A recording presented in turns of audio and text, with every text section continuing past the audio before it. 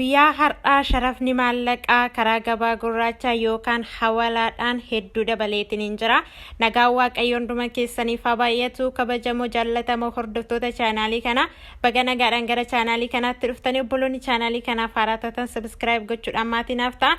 Maatiinaaf taatanii kallattii hundumaan na jajjabeessaa kan jirtan guddaa galatoomaan isiniin jedha. Guyyaan har'aa Diiseembarii 17 bara 2025 akka lakkoofsa faranjootattidha. Guyyaa har'aa gabaan gurraachi hedduu dabaleetiin jira.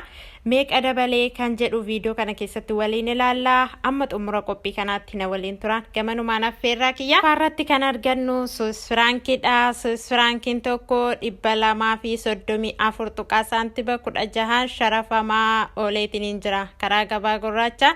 Akkasumas karaa baankiin gatii olaanaatiin sharafaa oolee Oromiyaa baankiidha. Oromiyaa baankii Swiss frankii tokko 192 tuqaa saantiba 10 sharafaa ooleetiin jira.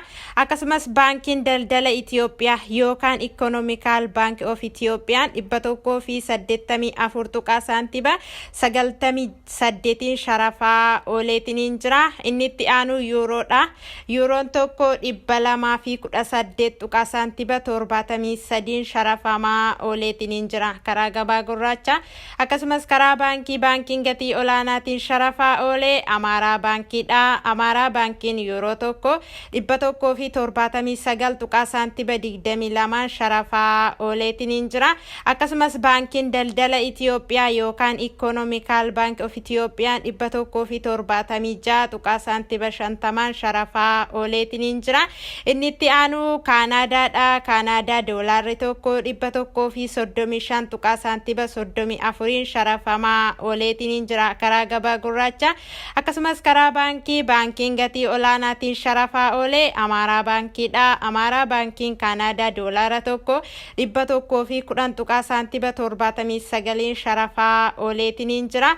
Akkasumas baankiin daldala Itoophiyaa yookaan Economical Bank of Ethiopian 107 tuqaa saantiba 57 sharafaa ooleetiin jira. Itti aanu paawundi sterniidha. Paawundi sterniin tokko 249 tuqaa saantiba 85 sharafamaa ooleetiin jira karaa gabaa gurraacha. Akkasumas karaa baankiin gatii olaanaatiin sharafaa oolee Amaaraa baankiidha. Amaaraa baankiin paawundi sternii tokko 204 tuqaa saantiba 26 sharafaa ooleetiin jira. Akkasumas baankiin daldala Itoophiyaa 198 tuqaa saantiba 38 sharafaa ooleetiin jira. Inni itti aanu Ameerikaadha. Ameerikaa doolaarri tokko 186 tuqaa saantiba 32 sharafamaa ooleetiin jira karaa gabaa gurraacha. Akkasumas karaa baankiin gatii olaanaatiin sharafaa oolee Amaaraa baankiidha. Amaaraa baankiin Ameerikaa doolaara tokko 152 tuqaa saantiba 55 sharafaa ooleetiin jira. Baankiin daldala Itoophiyaa Ameerikaa doolaara tokko 151 tuqaa saantiba 60 sharafaa ooleetiin jira.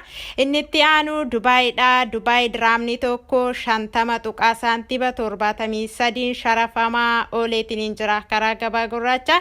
Akkasumas karaa baankiin gatii olaanaatiin sharafaa oolee Awaash baankiidha. Awaash baankiin Dubaay diraamii tokko 43 tuqaa saantiba 93 sharafaa ooleetiin jira. Baankiin daldala Itoophiyaa Dubaay diraamii tokko 41 tuqaa saantiba 28 sharafaa ooleetiin jira. Itti aanu Kuweet diinaariidha. Kuweet diinaarri tokko 607 tuqaa saantiba 67 sharafamaa ooleetiin jira karaa gabaa gurraacha. Akkasumas karaa baankiin gatii olaanaatiin sharafaa oolee Oromiyaa baankiidha. Oromiyaa baankii Kuweet diinaara tokko 497 tuqaa saantiba 85 sharafaa ooleetiin jira. Akkasumas baankiin daldala Itoophiyaa Kuweet diinaara tokko 484 tuqaa saantiba 60 sharafaa ooleetiin jira. Itti aanu Saawudii riyaaliidha. Saawudii riyaalli tokko 49 tuqaa saantiba 68 sharafamaa ooleetiin jira karaa gabaa gurraacha. Akkasumas karaa baankiin gatii olaanaatiin sharafaa oolee Awaash baankiidha. Awaash baankii Saudi Riyaala tokko 42.99 sharafaa ooleetiin jira. Baankiin daldala Itoophiyaa Saudi Riyaalii tokko 40.40 sharafaa ooleetiin jira. Inni itti aanu Oomaanidha. Oomaan Riyaalii tokko 484.52 sharafamaa ooleetiin jira karaa gabaa gurraacha.